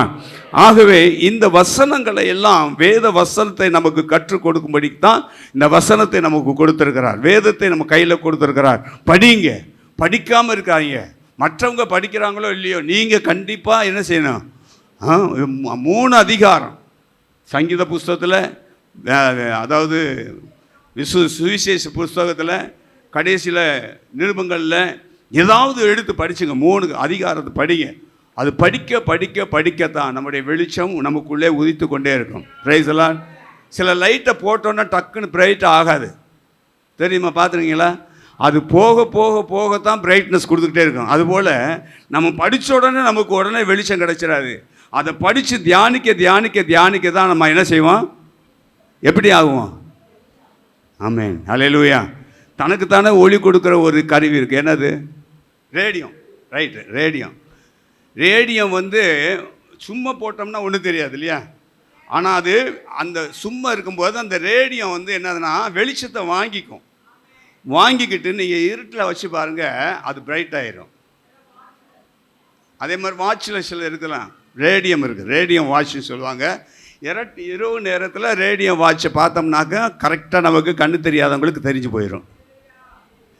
கண்ணு தெரியாதவங்களுக்கு தெரியும். அதுதான் இந்த வேதவசனம். கண்ணு தெரியாதவங்களுக்கு வேதவசனம் வெளிச்சத்தை கொடுக்கும். Price the Lord. ரேடியம் மாதிரி நீங்கள் சும்மா போட்டால் அப்படியே தான் இருக்கும். வாசித்தை எடுக்க ஆரம்பித்து தியானிக்க பண்ணிங்கன்னா இது ரேடியம் மாதிரி உங்களுக்குள்ளே என்ன ஆகுது? பிரைட்னஸ் உண்டாயிரும். பிரைஸ் தி லார்ட் சொல்லுவோமா? ஹல்லேலூயா. சரி, சுற்றி வளைக்க வேணாம். இப்போ நம்ம வேதத்தை தியானிக்கிறதுனால சில நன்மைகள் நமக்கு உண்டாகுது. அது என்னென்ன நன்மைகள் உங்களுக்கு தெரியுமா? நம்ம தியானம் செய்யும்போது கர்த்தர் உன் வழியை வாய்க்க பண்ணுவார். கர்த்தர் உன் வழியை 37வது சங்கீதம் 5வது வசனத்தை வாசிங்க. போகும் வழியை காட்டி நல்ல போதனை செய்வார். போகும் வழியை காட்டி நல்ல போதனை செய்வார். ஏகும் சுத்த மீது கண்கள் இருத்தி நடத்துவார். இயேசு திருத்தி நடத்துவார். வழி நடத்தும் வல்ல தேவன் வாழ்வில் நாயகனே. என் தாழ்வில் நாயகனே, என் வாழ்வில் நாயகனே. வழி நடத்தும் வல்ல தேவன் வாழ்வில் நாயகனே. அல்லேலூயா. வாசிங்களேன். உன் வழியை என்ன செய்யணுமா? கர்த்தருக்கு ஒப்புவித்து அவர் மேலே தியானமாக இரு. அவரே உனக்கு காரியத்தை வாய்க்க பண்ணுவார். இந்த சத்தியத்தை புரியாதனால தான் நம்ம அப்படியே இருக்கிறோம். Price the Lord. அந்த வசனம் என்ன சொல்லுது? எதுனா அவர் மேலே நம்பிக்கையாக இரு, உன் வழியை கர்த்தர் வாய்க்க பண்ணுவார். அப்படின்னா ஆண்டவர் நமக்கு என்ன தேவைகள் என்பதையும் நாம் செய்ய வேண்டிய காரியம் என்ன என்பதையும் தேவன் நமக்கு கற்றுக் கொடுப்பதற்கு அதை அவர் வசனத்தை நீ என்ன செய்யணும்? நீ தியானிக்க வேண்டும். Hallelujah. Praise the lord. Thaveethu யுத்தத்துக்கு போனாலும் கர்த்தர்கிட்ட கேட்பான், நான் போகட்டுமா ஆண்டவரே? நான் அந்த தண்டை பின்தொடரட்டுமா? இந்த இந்த பெலிஸ்தீர் என்னை பிடிப்பார்களா என்னெல்லாம் கேட்டு கேட்டு கேட்டு அப்படி பிடிப்பார்கள் என்றால் அதற்கு நான் என்ன செய்ய வேண்டும் என்பதை கேட்கும் பொழுது கர்த்தர் தாவீதுக்கு வழிகளை திறந்து கொடுத்தார். புதிய வழிகளை திறந்து கொடுத்தார். புதிய ஆசீர்வாதத்தை கொடுத்தார். அவன் விரும்பின காரியங்களை கர்த்தர் அவனுக்கு செய்து கொடுத்தார் என்று பார்க்குறோம். அப்போ உன் வழியை வாய்க்க பண்ணுகிற தேவன் எப்படி? நீ வசனத்தை தியானிக்கும் போது, நீ வசனத்தில் கவனம் செலுத்தும் போது, நீ வசனத்தை படிக்கும்போது, இந்த வசனம் என்னை வழி நடத்தும், இந்த வசனம் என் வாழ்க்கைக்கு வெளிச்சமாக இருந்து என் வாழ்க்கைக்கு தேவையானதை கொடுக்கும் என்று விசுவாசத்தோடு நம்பிக்கையோடு நீங்கள் செயல்படுவீர்களானால் கர்த்தர் உங்களை வழி நடத்துவார். அல்லேலூயா. நீங்கள் அறியாத வழியில் நடக்கும்போது வழி இதுவே என்று காண்பிக்கிற கர்த்தர். அல்லேலூயா. உங்களை கரம் பிடித்து நடத்துகிற கர்த்தர். அல்லேலூயா. இஸ்ரவேல் ஜனங்கள் எகிப்தை விட்டு வெளியே வந்துட்டாங்க. போகிற வழி எங்கே தெரியாது. கர்த்தர் அவர்களுக்கு முன்பாக என்ன செஞ்சாரா? மேக ஸ்தம்பமாக, அக்கினி ஸ்தம்பமாக அவர்களுக்கு முன் சென்றார் என்று பார்க்குறோம். Praise the lord. ஹல்லேலூயா. இப்படிப்பட்ட தேவன் தான் இஸ்ரவேல் ஜனங்களை நடத்தி வந்தவர். இன்றைக்கு நம்மளையும் நடத்தி கொண்டிருக்கிறார். உங்கள் வழியை கர்த்தர் வாய்க்க பண்ணுவார். நீங்கள் என்ன செய்ய வேண்டும் என்பதை குறித்து தேவனிடத்தில் திட்டம் வைத்து ஜெபிக்கிறீர்களோ கர்த்தர் அதன் கேட்டு அதன்படி உங்களுடைய வழியை வாய்க்க பண்ணுகிற தேவனாக இருக்கிறார் என்பதை அறிந்து கொள்ளுங்க. ரெண்டாவது, புத்திமானாய் நடந்து கொள்வீங்க. என்னது? வேதத்தை தியானிக்கிறதுனால நீங்கள் புத்திமானாய் நடப்பீர்கள். அல்லேலூயா. 1 சாமுவேலின் புஸ்தகம் 18வது அதிகாரம் 5வது வசனம் சொல்லுகிறது. வாசிக்கலாம். 5வது வசனம் 14வது வசனம். தாவீது சவுல் ராஜா தன்னை எங்கெல்லாம் அனுப்புகிறாரோ அங்கெல்லாம் போகும்போது அவன் புத்தியாய் காரியத்தை நடப்பித்தான். அல்லேலூயா. நடத்தது காரணம் என்ன? அவன் எப்பொழுதுமே வசனத்தை தியானிக்கிறதுனால இந்த சவுலிடத்தில் நான் எப்படி நடந்து கொள்ள வேண்டும் என்பதை ஆண்டவர் அவனுக்கு கற்றுக் கொடுத்ததுனால அவன் புத்தியாய் நடந்தான் என்று வேதம் சொல்லுகிறது. இப்போது நம்ம ஒரு வேலைக்கு போகிறோம், ஒரு பெரிய ஒரு முதலாளிகிட்ட நம்ம வேலைக்கு போகிறோம், அல்லது கவர்மெண்ட்டில் அதிகாரிகள் இடத்துல கீழே நம்ம வேலைக்கு போகிறோம். அப்போது நாம் எப்படி வேலை செய்ய வேண்டும், என்ன வேலையை கொடுத்தால் நாம் கற்றுக்கொண்டு செயல்பட வேண்டும் என்கிற அந்த புத்தியை யார் கொடுக்கிறார் என்றால் கர்த்தர் தான் கொடுக்கிறார். நம்ம ஜெபம் பண்ணணும், கர்த்தாவே இந்த வேலையை செய்வதற்கு எனக்கு ஞானத்தை கொடுங்க, புத்தியை கொடுங்க, சரியாக செய்யணும். மேலதிகாரிகள்கிட்ட நான் என்ன செய்யக்கூடாது? திட்டு வாங்கக்கூடாது, எனக்கு பிளாக் மார்க் வந்துடக்கூடாது, அல்லது டீப்ரமோஷன் வந்துடக்கூடாது. ஆகவே எனக்கு என்ன செய்யணும்? அதிகாரியுடைய கண்களுடைய தயவு கிடைக்கிறதுக்கு அவனுடைய இருதயத்துக்கு ஏற்றபடி நான் எனக்கு கொடுக்கப்பட்ட வேலையில் சரியாக செய்யணும். அதுக்கு புத்தி வேணும். அல்லேலூயா. அந்த புத்தி எப்போ வரும்? நீ வேதத்தை கை கொண்டு வேதத்தை தியானித்தால் கர்த்தர் அந்த வேத வசனத்தின் மூலியமாய் கர்த்தர் உனக்கு என்ன செய்கிறாரு? புத்தியை தந்தருளுவார். அதனால தான் தாவீது சொல்கிறாரு, தாவீதை குறித்து சொல்லப்பட்டிருக்கிற வசனம், சவுல் அவனை எங்கெல்லாம் அனுப்புகிறாரோ அதிலெல்லாம் புத்திமானாய் நடந்தான். Price the Lord. காரணம் என்ன? அவன் வேதத்தை தியானிக்கிறவன். அல்லேலூயா.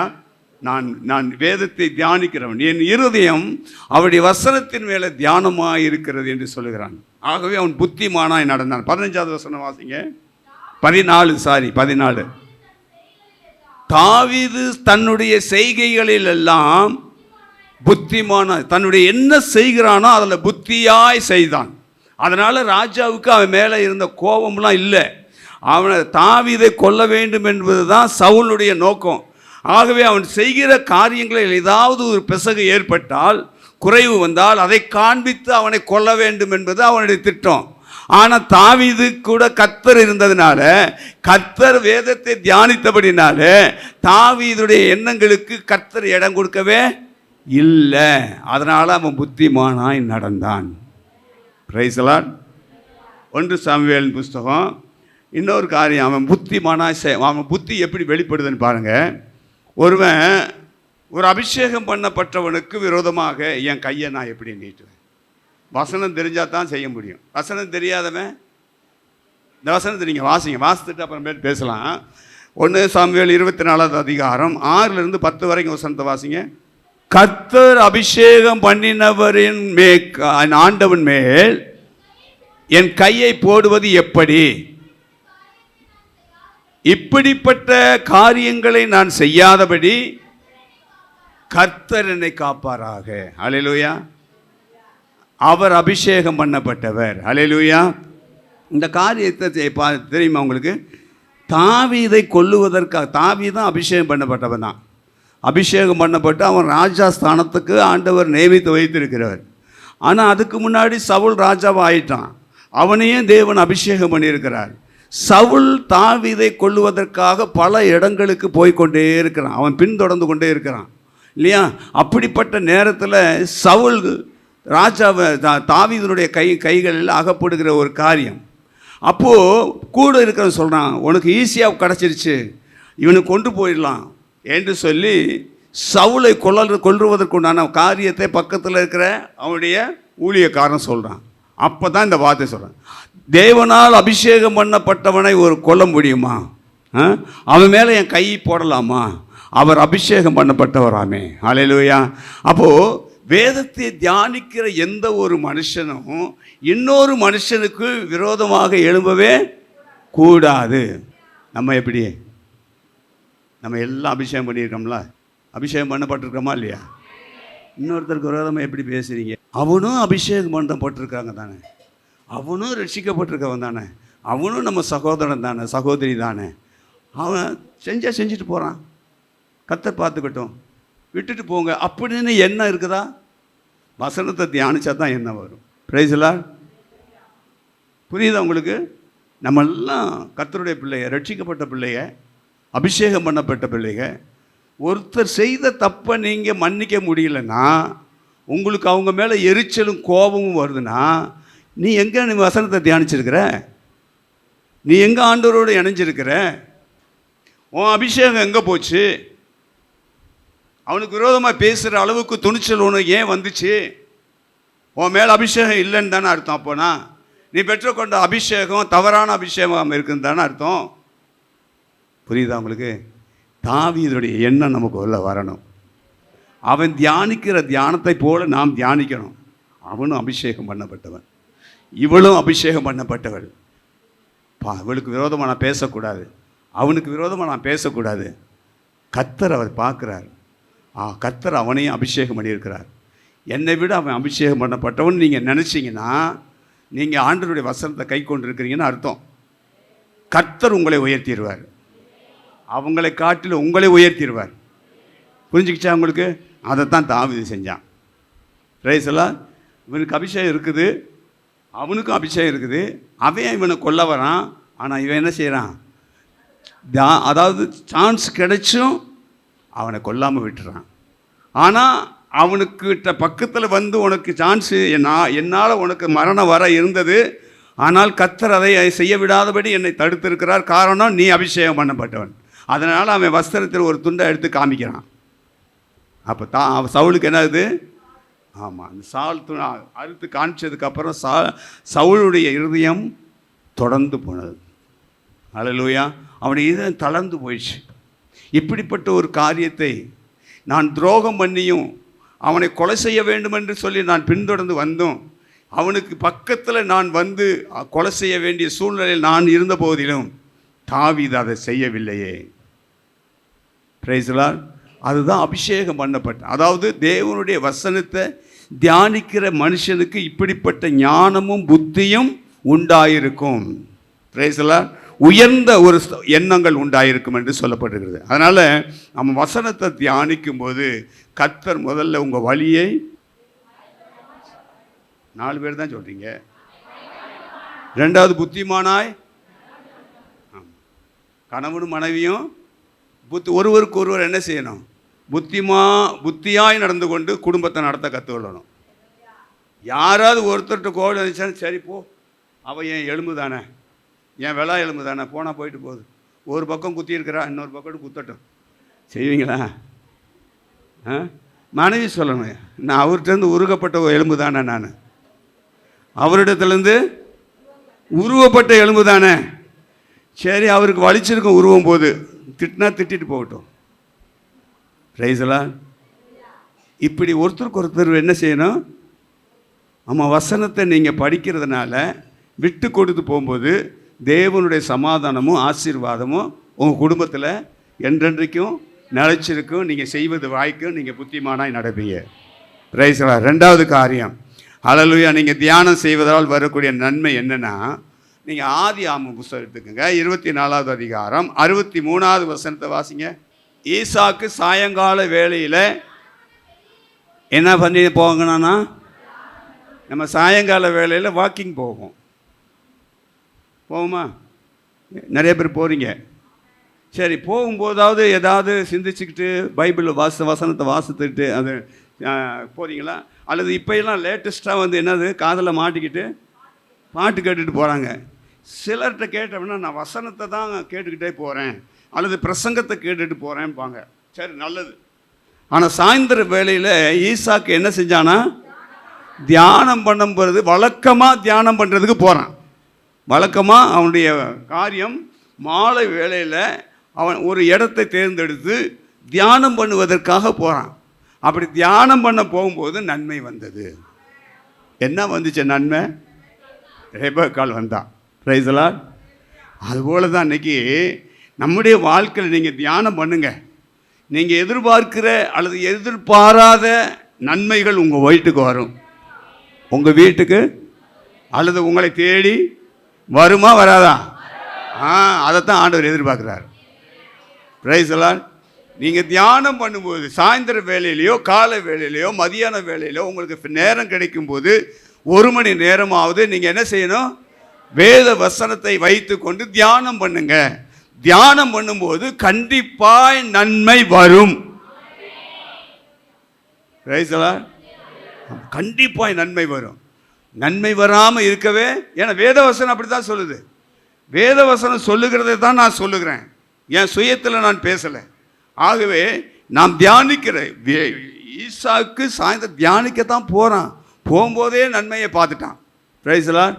அவன் வாழ்க்கைக்கு ஏற்ற துணையை கர்த்தர் ஏற்படுத்தி கொண்டு வந்தார் என்று பார்க்கிறோம். பிரைஸ்லார்ட். அவன் வாழ்க்கை கட்டப்பட்டது என்பது பார்க்கிறோம்.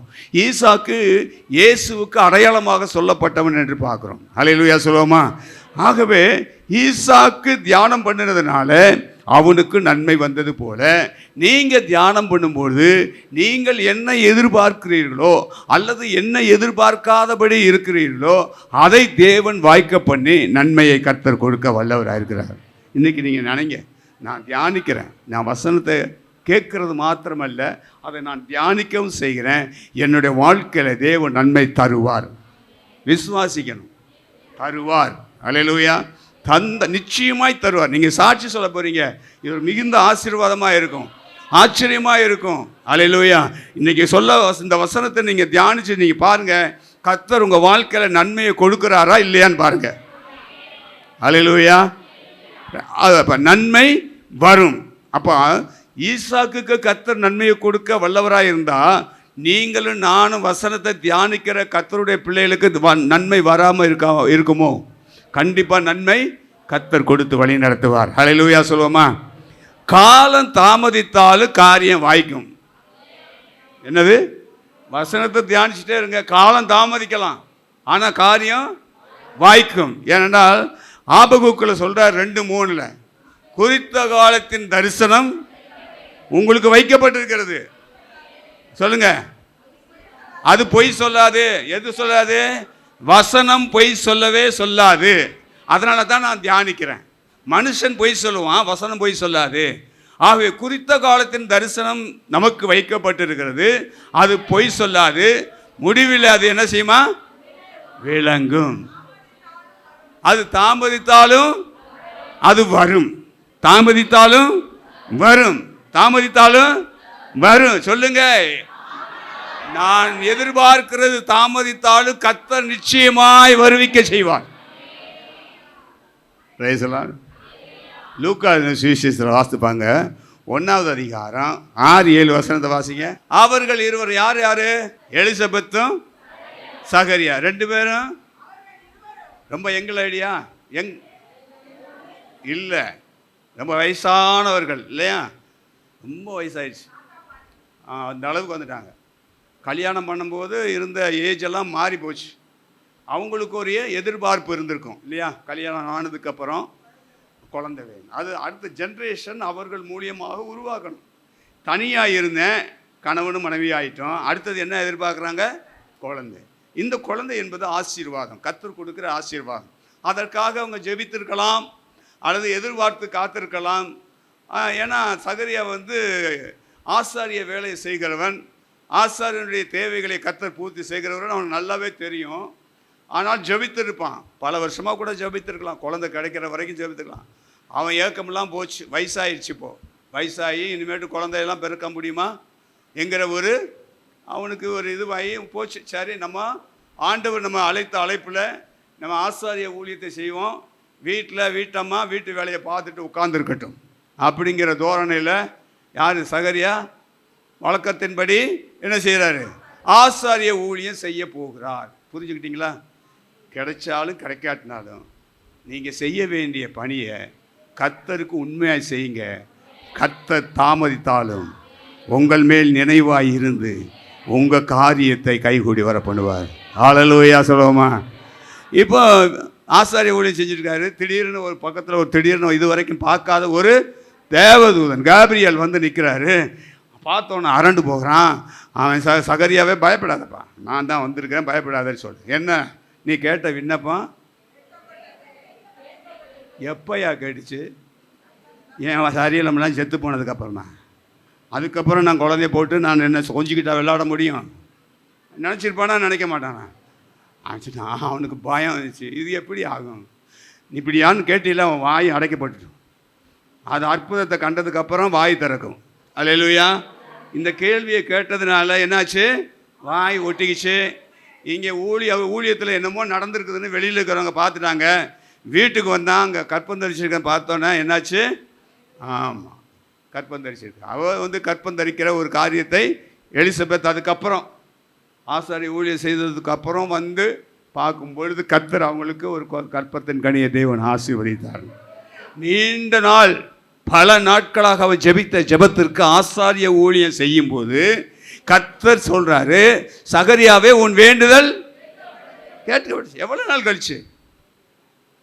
அதே போலதான் ஆபிரகாமை பார்த்து சொல்லியிருக்கும் போது, ஆபிரகாம்கிட்ட பேசிட்டு இருக்கும் போது சாராள் என்ன செஞ்சாலாம்? பெண்கள் சிரிப்பாங்க தெரியுமா? ஒரு காரியத்தை பார்த்தோன்னா அந்த சிரிப்பு நக்கல் சிரிப்புன்னு சொல்லுவாங்கல்ல. ஆமாம், இப்போ தான் ஆக போகுது, நான் கிளவி தொடுத்த கிளவி ஆகிட்டேன், எனக்கு இன்னுமேட்டா காரியம் வாய்க்க போகுது. அவள் என்ன செஞ்சிருக்கான்? தனக்குள்ளே நமட்டு சிரிப்பு சிரிச்சிருக்கிறான். அதை யார் கேட்டது? கர்த்தர் கேட்டார். சாரால் சிரிக்கிறாள் அப்படின்னு சொல்லி, அஜிஜோ நான் சிரிக்கலன்னு சொல்லிட்டேன். உடனே பயம், இல்லை நீ சிரிச்ச. அதனால தான் சிரிப்புன்னு பெயர் வைக்கிறபடி கர்த்தர் என்ன செஞ்சார்? ஆமாம், ஈசாக்க கொடுத்தார். அல்லேலூயா, பிரைஸ் தி லார்ட். கர்த்தர் அப்படியாக அவள் சிரிச்சான். அவள் சிரிக்கிறதுக்கு தகுந்த மாதிரி கர்த்தர் என்ன ஈசாக்க ஒரு குழந்தைய கொடுத்துட்டார். எல்லாரும் சிரித்தாங்கல்ல, கிழவிக்கு போய் குழந்தை பிறந்திருக்குதுன்னு சிரித்தாங்க இல்லையா? ஆகவே அப்படிப்பட்ட காரியம் நாட்கள் ஆனால் குறித்த காலத்தில் உனக்கென்று வைக்கப்பட்டிருக்கிற அந்த தரிசனம் தாமதமானாலும் அது நிறைவேறும். நீ காத்துரு. அல்லேலூயா. அப்போது தேவ சமூகத்தில் காத்துருன்னா என்ன அர்த்தம்? நீ ஜெபம் பண்ணி காத்துரு, அல்லது வேத வசனத்தை கொண்டு காத்துரு, வசனத்தை தியானித்து காத்துரு. அப்போ செய்யும்போது கர்த்தர் அதை பார்க்கிறார். வசனத்தை கொடுத்துட்டாருன்னு நான் பாட்டுக்கு அமைதியாக இருந்தேன்னா கர்த்தர் பார்த்துட்டு தான் இருக்கார். நான் கொடுத்ததை அவன் தியானிக்கவும் இல்லை, அவன் என்ன செய்யலை, அதுக்காக பிரயாசப்படவும் இல்லை, அதுக்காக அவன் ஜெபம் பண்ணவும் இல்லை. அதனால் நானும் ஒன்றும் செய்ய மாட்டேன் அப்படின்னா அமைதியாக அவர் ஆயிடுவார். சகரியாவும் எலிசபெத்தும் கொஞ்ச நாள் ஜெபம் பண்ணினாங்க. ஆனால் கர்த்தர் கொடுப்பார் என்ற நிச்சயத்தில் அதுக்கப்புறம் ஜெபம் பண்ணாமல் தன்னுடைய ஊழியத்தை செய்ய ஆரம்பிச்சிட்டான். ஆகவே நெருக்கத்தின் மத்தியில், குறைபாடுகளுக்கு மத்தியில், பல ஏச்சு பேச்சுகளுக்கு மத்தியில் அவன் ஆசாரிய ஊழியம் செய்து கொண்டிருக்கும் பொழுது தான் கர்த்தர் அவனோடு இடைப்பட்டார். அல்லேலூயா. உன் வேண்டுதல் நீ சரியாக தேவனுடையத்தில் ஐக்கியமாயிருந்தால், தேவனுடைய சித்தத்தின்படி நீ செய்கிறவர்களாயிருந்தால், கர்த்தர் ஜெபத்தை ஏற்ற நேரத்தில் கேட்டேன் உனக்கு நான் கொடுப்பேன் என்று சொல்லி தன்னுடைய வாக்கு தத்தத்தை உறுதிப்படுத்த வல்லவராக இருக்கிறார். அல்லேலூயா சொல்லுவோமா? அல்லேலூயா. ஆகவே இப்படி தியானம் பண்ணும்போது கால தாமதம் வந்தாலும் கர்த்தர் நமக்கென்று முன் குறித்ததை அவர் எப்படியும் நிறைவேற்றி முடிப்பார். Price the lord. Hallelujah. Praise the Lord. அடுத்தது ஒரு காரியத்தை பார்க்கலாம். நீங்கள் தியானம் செய்கிற போது, தியானம் பண்ணும்போது சில நேரங்களில் நம்முடைய வாழ்க்கையில் இருக்கிற பிரச்சனைகள் மாறணும், போராட்டங்கள் மாறணும்னா நம்ம என்ன செய்யணும்? தனிமையாக ஒரு இடத்துல போய் அமர்ந்து வேதத்தை திறந்து நம்ம வாசித்து அதை தியானித்து ஜெபிக்கும்போது கர்த்தர் என்ன செய்கிறாரு? நமக்கு வரக்கூடிய எல்லா விக்கனங்கள், உபத்திரவங்கள், பாடுகளிலிருந்து நம்மளை பாதுகாக்கிறார். அல்லேலூயா சொல்லுவோமா? ஏசாயாவின் புஸ்தகத்தில் ஒரு வசனம் சொல்லப்பட்டிருக்குது. ஏசாயா 26வது அதிகாரம் 20வது வசனத்தை நம்ம வாசிக்கலாம். என் ஜனமே, என் சபையே, நீ போய் உன் அறைக்குள்ளே பிரவேசித்து, இவ்வாறு ஜனங்கள்லாம் யார்? இப்போ நம்ம எல்லாம் ஒரு அறைக்குள்ளே வந்திருக்கிறோம். எங்கே வந்திருக்கிறோம்? சபை என்ற அறைக்குள்ளே வந்திருக்கிறோம். இந்த கதவுகளை பூட்டி கொண்டு, இங்கே என்ன கதவு திறந்துருக்கு தான் இருக்குது. எந்த கதவை போட்டு சொல்கிறார்? உன் இருதய கதவை கொஞ்சம் நேரம் வெளிக்காரியங்கள் உள்ளே வராதபடி உன் இருதய கதவை கொஞ்சம் நேரத்துக்கு என்ன செஞ்சுக்க?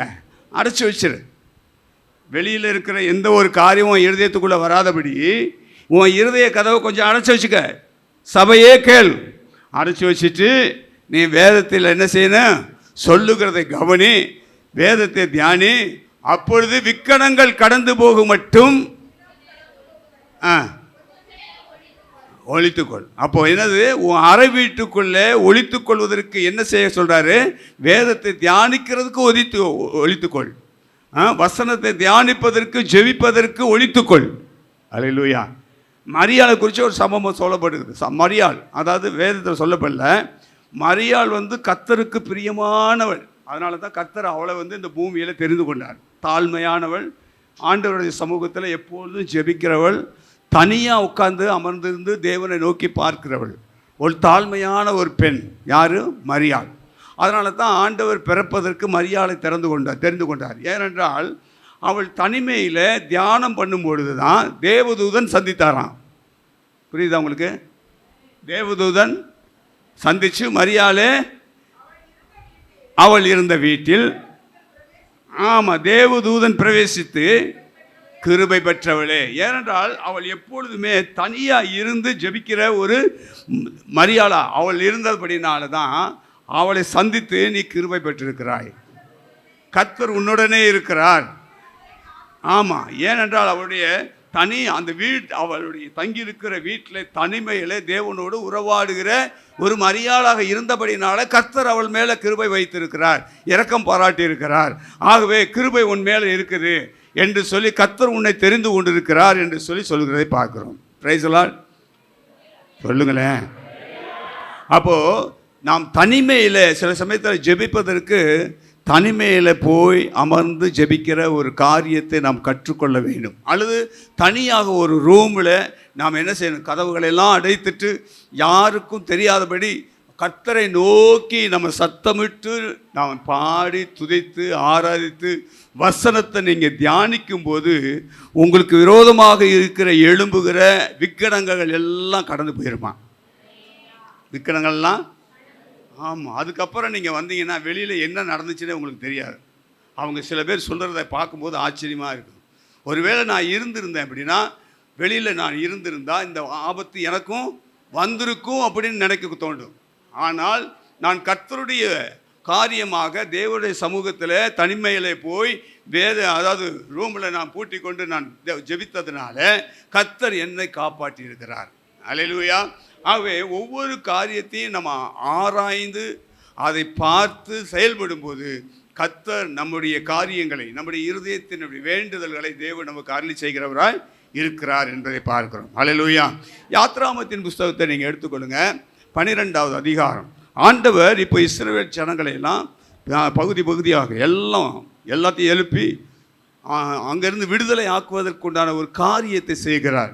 என்ன செய்கிறார்? மோசையை கூப்பிட்டு, நீங்கள் கடைசி நாட்களில் என்ன செய்யணும், ஒவ்வொரு வீடும் ஒவ்வொரு ஆட்டுக்குட்டியை தெரிந்து கொள்ளுங்க. இந்த ஆட்டுக்குட்டியினுடைய ரத்தத்தை நிலைக்கால்களில் ஜன்னல் கதவு பூசிட்டு நீங்கள் என்ன செய்யுங்க, வீட்டுக்குள்ளே அமர்ந்து அந்த அந்த ஆட்டுக்குட்டியினுடைய அந்த அந்த கறியை என்ன செய்யணுமா, சாப்பிட வேண்டும். சமைத்து நீங்கள் சாப்பிட வேண்டும். அதை சாப்பிடும்போது இந்த தேசத்தில் ஒரு பெரிய மாபெரும் ஒரு அழிவு ஏற்பட போகுது. அந்த அழிவுக்கு நீங்கள் தப்பித்து கொள்ளும்படிக்கு இந்த காரியத்தை செய்யுங்க என்று சொல்லி மோசையிட்டு சொல்கிறார். அதன்படி சொல்கிறான். அதன்படி ஒவ்வொரு வீட்லேயும் நிலைக்கால்களில் ரத்தம் பூசப்பட்டது. மீதி இருக்கிற அந்த கறியை சமைத்து சாப்பிடுவதற்காக அறைக்குள்ளே இருந்தார்கள். அல்லேலூயா. ஆகவே விக்கனங்கள் இப்போ என்ன ஆகுது, தேசத்தில் அந்த எகிப்து தேசம் முழுவதும் ஒரு பயங்கரமான ஒரு அழிவு வருது. என்ன அழிவு வருது? பெரிய சங்காரம் வருகிறது. அந்த சங்காரத்தில் ஒவ்வொரு வீட்டில் இருக்கிற மூத்த பிள்ளைகள், பிறந்த அதாவது மிருகங்களுடைய தலையீற்றுகள் எல்லாம் கொண்டுட்டார். அல்லேலூயா. அந்த மேகம் அப்படியே, இந்த காரில் மேகம் அப்படியே கடந்து வரும்போது ஒவ்வொரு வீட்லேயும் அந்த சங்காரம் உண்டானது. ஆனால் ரத்தம் பூசப்பட்ட இடத்துல அங்கே வீட்டுக்குள்ளே இருந்தவர்களை கர்த்தர் என்ன செய்தார்? பாதுகாத்தார். அல்லேலூயா சொல்லுவோமா? அதனால தான் தேவனுடைய பாதுகாப்பு நமக்கு வேண்டும்னா, தேவன் சொல்லுகிற கற்பனைகளின்படி நாம் செய்யும்போது அந்த அறை வீட்டுக்குள்ளே நாம் புகுந்து விக்கனங்கள் கடந்து போகும் மட்டும் நான் தியானம் பண்ணுவதற்கு நம்மை ஆயத்தப்படுத்த வேண்டும் என்று சொல்லுகிறார். அல்லேலூயா. கொஞ்ச நேரமாவது தேவ சமூகத்தில் வந்து அமருங்க. கொஞ்ச நேரம். பிரச்சனை வருதா? உங்கள் குடும்பத்தில் போராட்டம் வருதா? கணவன் மனைவிக்குள்ள பிரச்சனையா? பிள்ளைகளுக்குள்ள பிரச்சனையா? குடும்ப மற்ற காரியங்களில் பிரச்சனை வருதா? மற்றவங்க உங்களுக்கு எதிர்ப்பாக வராங்களா? அதெல்லாம் நீங்கள் என்ன செய்யணும்? முறியடிக்க வேண்டுமானால் நீங்கள் கொஞ்ச நேரம் தேவ சமூகத்தில் போய் ஜெபம் பண்ணுங்க.